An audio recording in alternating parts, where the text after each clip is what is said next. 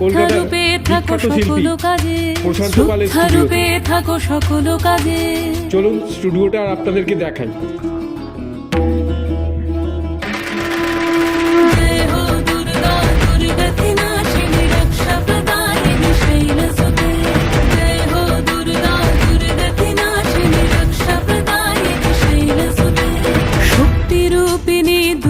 তুমি ভক্তি রূপে এসো, বিদ্যা রূপিণী দুর্গা তুমি দয়া রূপে এসো।